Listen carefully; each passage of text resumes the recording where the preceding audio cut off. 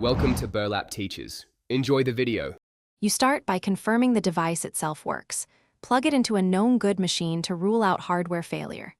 Next, test a different port, front, rear, USB-A and USB-C, because controllers differ. Once done, open Device Manager and scan for an unknown device or yellow warning.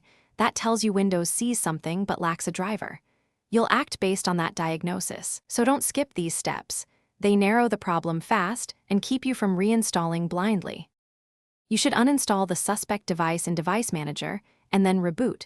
Windows often reinstalls a fresh driver and fixes conflicts. If reinstalling fails, disable USB selective suspend and power options and power cycle the PC and device. Hold the device's power for 10 seconds if possible. Next, update your motherboard chipset and USB controller drivers from the vendor. These drivers control enumeration and power delivery, so outdated ones can prevent devices from being recognized, even when they physically connect. Finally, check BIOS or UEFI settings and ensure USB legacy support and XHCI handoff are enabled. Sometimes firmware blocks enumeration. Run the Windows Hardware Troubleshooter and SFC/Scano to repair system files that affect drivers.